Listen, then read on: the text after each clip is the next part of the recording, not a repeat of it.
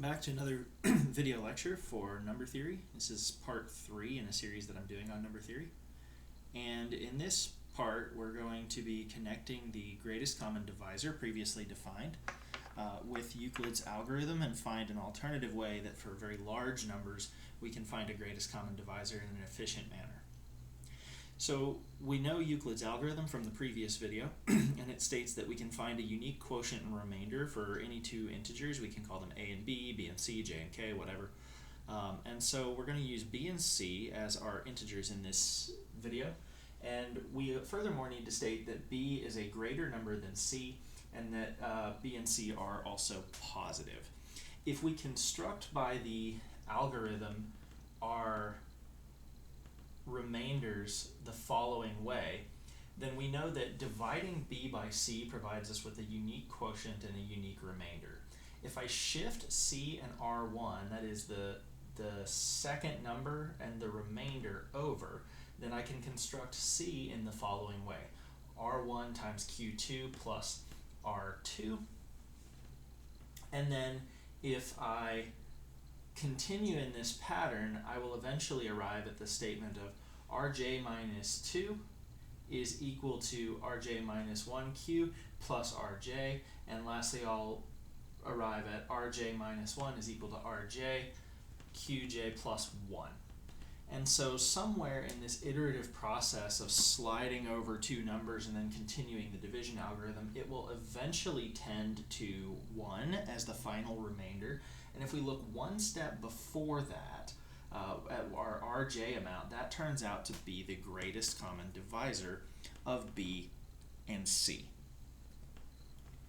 Now the proof for this statement is actually fairly straightforward. First we need to notice that the GCD of b and c, if we do some rearrangement of the ways that our values for r1 and q1 and b and c are put together, then what we can see is that r1 is the same as b minus c q1. So that is the GCD of b minus c q1 and c, which is the same as writing the GCD of r1 and c. And then continuing down this path, we can construct c as this is equal to the GCD of r1, and then we will have c minus r1q2, c minus r1q2, which is equal to the same thing as writing the GCD of r1, r2. So that is the GCD r1 and r2. And if we continue down this path, what we find is that we're always able to construct one of the numbers in the GCD statement in this something minus something times one of the quotients all the way down the chain until we arrive at the GCD of rj minus 1 rj. So ... we will arrive at the GCD of rj minus 1 comma rj, which is equal to the GCD of rj and c, which is just rj. So the GCD rj and c, which is just rj. So for example, suppose that we have two rather large numbers, 3587 and 1819. And if you were to do this in a traditional way where you list out all of the factors of 3587 and all of the factors of 1819, you might be able to come up with a pretty large list of factors for these things. So as a result, this is not an efficient way to search for the greatest common divisor. Instead, if we follow Euclid's algorithm, we can come up with what the greatest common divisor has to be simply by looking at the last step before we go to 0 in our algorithm. And it should be noted that in the previous part of the video where I had written rj minus 1 is equal to rj qj plus 1, that actually is supposed to say rj qj plus 0. It will always go down to 0, and then the last remainder that is non-zero is the greatest common divisor. So that's an error in the transcription of the theorem. So just make note that what's going to happen is we'll continue with this process, and then what we will arrive at is a 0 remainder, and then the number right before we hit the 0 remainder is going to be our greatest common divisor. I apologize for that. Anyway, so going through this, what we need to do is find what the closest multiple of 1819 is to 3587, and it turns out that that is 1. And that's going to leave us with the remainder of 3587 minus 1819, which is 1768.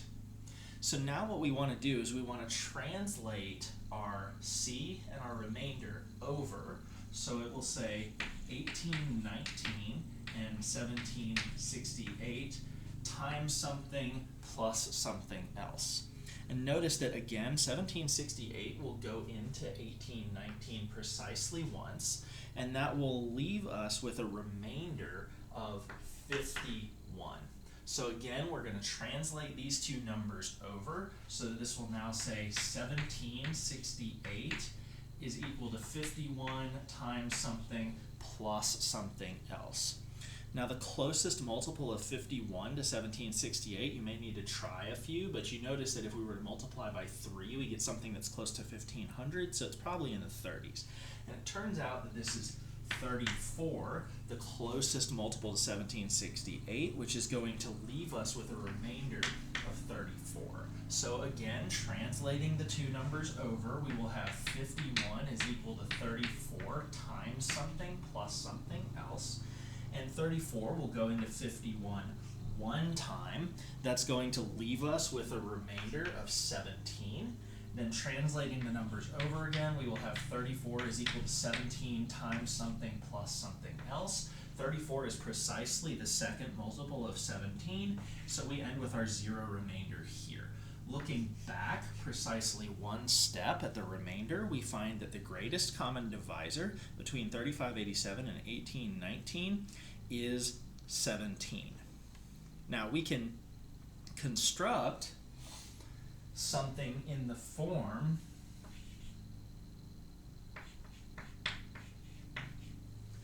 ax plus by to figure out what that remainder is equal to. And we can do that by just rearranging the terms in Euclid's algorithm to find what the representation is.